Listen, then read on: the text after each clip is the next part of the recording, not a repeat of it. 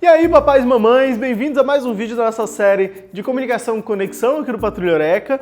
E hoje vamos falar sobre o que fazer quando o seu filho quebra as regras. Castigos, punições, consequências, como fazer isso de uma forma bem conectada e que vai ter o efeito realmente esperado no longo prazo.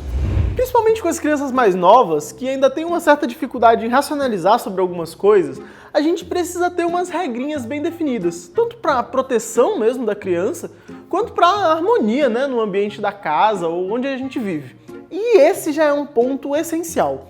Você tem suas regras bem definidas dentro de casa? Um conjunto de regras para serem seguidas? Aqui no Patrulha Eureka a gente tem os combinados universais, que a gente passa com todas as crianças logo nos primeiros encontros e todos nós combinamos juntos de seguir aquilo. Essa já é a primeira dica que eu tenho para vocês. Sente-se com o seu filho num momento bem harmonioso, bem descontraído e falem sobre o conjunto de regras, criem esse conjunto de regras para serem seguidas.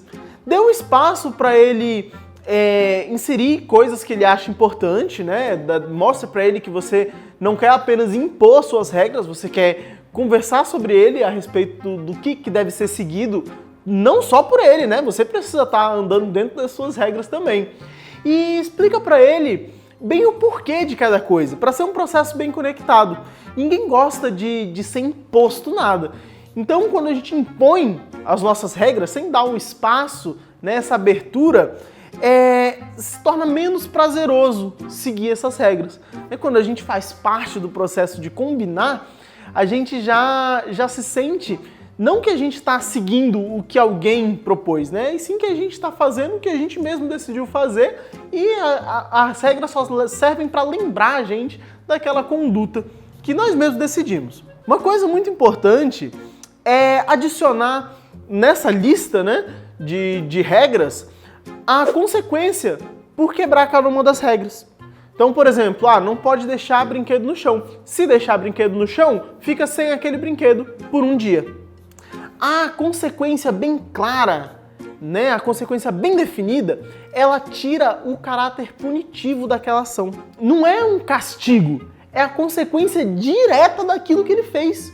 Claramente explicada, acordada entre as partes. Ele sabia que isso ia acontecer.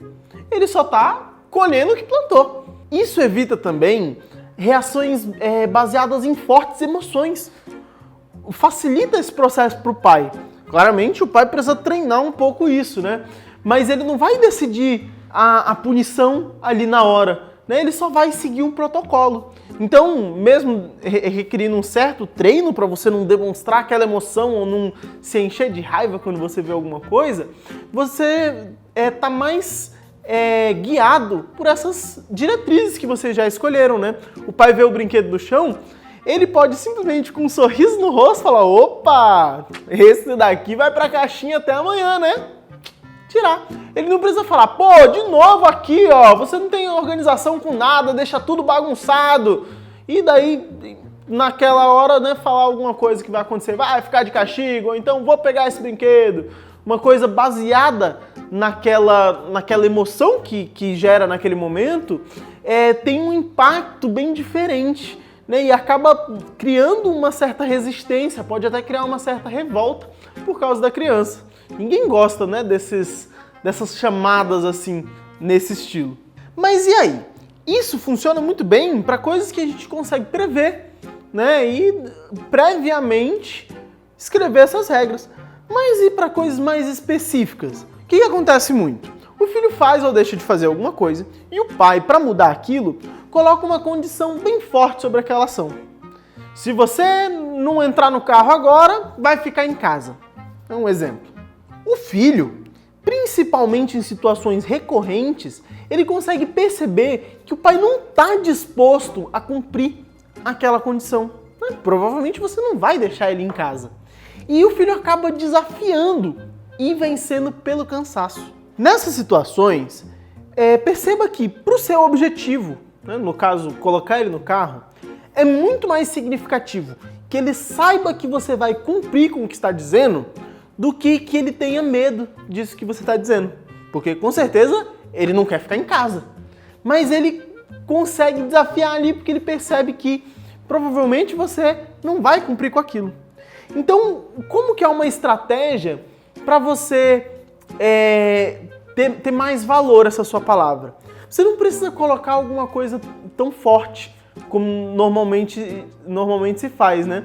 Se você colocar uma opção mais suave, mas que ele saiba que você vai cumprir, talvez ele desafie na primeira vez ou na segunda, mas depois que ele entender que você vai cumprir aquilo, ele vai preferir colaborar.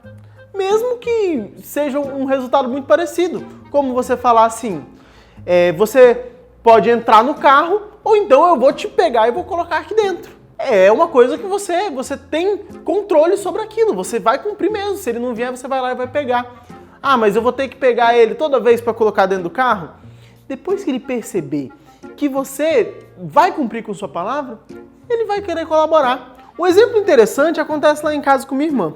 Se ela tá um tempo ali no celular, assistindo alguma coisa, ou jogando um joguinho, e a gente decide que tá na hora de ela parar um pouco, né? Não é muito saudável ficar tanto tempo assim. Então a gente pode tentar uma abordagem, eu já vi minha mãe fazendo isso algumas vezes, de falar assim, devolve o celular, senão amanhã não vai ter mais. Não vai ter mais celular, claramente é uma coisa que ela não quer. É como aquela situação de ficar em casa, ela não quer. Só que ela sabe que no outro dia, se ela ficar insistindo, tentando e tal, a gente, pra não ficar tendo que aturar aquilo, vai acabar dando de volta. Ela sabe que a gente não vai acabar cumprindo mesmo aquilo de não vai dar para ela o celular. Então ela não devolve, ela fica fazendo aquela birrinha e tal.